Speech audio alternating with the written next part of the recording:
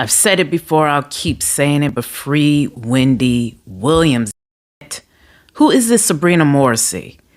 Now, of course, she has her side of the case, so we have to say alleged. But from what it's looking like, it's looking kind of dicey on her end, obviously. Because Wendy has been doing her rounds actually for quite some time. But today she spoke to the Breakfast Club and she explained what went down and why or how she ended up going to the hospital. And I have to say, Wendy is straight up strategic. There is nothing about her that is reading incapacitated at all. Because, I mean, to me, she's showing her genius. Like, she knows how to work the media. She knows how to get the attention she needs in order to get out of what she calls this high-end or luxury prison that she's in. I mean, this facility she's in, it's $18,000 per month for her to be in some kind of room. She says she's in the memory unit and she doesn't have a memory problem. And finally, she was able to get to the hospital and be examined by an independent doctor who confirmed this. She scored 10 out of 10 on her evaluation, which means she was asked 10 questions and she got all 10 correct. And it's my understanding that Sabrina was present and tried to throw her off her game. So this woman is, this is alleged, but this woman is a problem. And if Wendy is finally freed and it can be proven that she's wrongly being held or she's being held against her will or that she's unreasonably under this guardianship, I would sue Sabrina for every penny she has, which happens to or seems to be Wendy's money, because apparently Sabrina's using or allegedly using some of this money to pay for legal fees. So she's potentially bleeding money from Wendy Williams when she allegedly is supposed to be her guardian and protecting her money. So this is insane, y'all. I don't even know. I'm still confused how this even happened.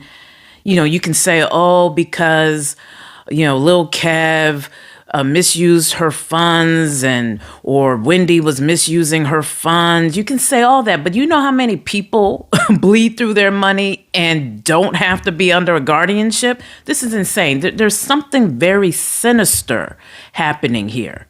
But apparently what went down with Wendy was her, I guess you could say, I don't know if she's her sober coach or just someone who's really just assisting her, but her name is Gina. She called the cops. She and Wendy Williams both apparently called the cops to help Wendy to get out of this facility. So that's why the cops really arrived. I know Wendy put up a sign saying, "Help, Wendy," but they more did that because there was a cameraman who was, capturing her.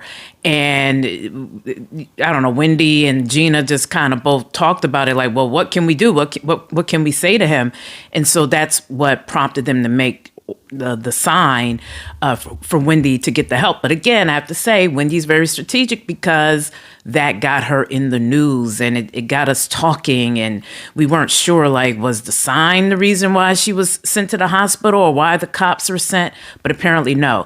They directly called the cops. And initially, they wanted Wendy to be examined at the facility. But Wendy and Gina both protested that and got Wendy out of that facility because obviously that facility, who knows, they could be in the pocket with the Sabrina chick. Who knows? So Wendy was smart enough, again, not incapacitated, but smart enough to know I need an independent doctor to examine me. So she left, went to the hospital, and that's when she took her mental evaluation. And yes, she was asked basic questions like, what day is it? Who's the president? Whatever. But those are typical questions. And quite frankly, if she had dementia, she wouldn't be able to answer those questions.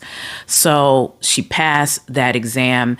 And that should be on the record for when she does go to court and has to prove that she is not incapacitated and hopefully can free herself from this guardianship, that should be used as evidence and strong evidence. But Sabrina allegedly is very funny because Wendy also said her lawyer was, set out to go see her at the hospital, and Sabrina gave her the wrong address.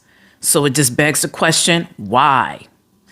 But luckily, the lawyer got there and they are doing their thing. So right now, Wendy, apparently, at least at the time of this post, of course, things can change, within minutes to hours, whatever. But at the time of this post, of me recording, Wendy is still, I believe, at the hospital, and they're trying to figure out whether she needs to return to that facility, that luxury prison, or maybe she can go somewhere else. But there's just a lot happening. Hopefully, Wendy can be free. She's supposed to be being interviewed by The View on Friday, I believe by telephone. But yes, there's a lot going on. And also, here's another thing that apparently happened. When Wendy went to Miami, apparently she was given a credit card, and that credit card allegedly had insufficient funds in it. So because of that, and this is according to the U.S. Sun, so because of that, apparently Sabrina is under investigation for elder abuse, because you don't send someone out of town and you're allegedly their guardian, and you give them a credit card with no money in it. So that too is being investigated. So like I said, there's a lot happening here.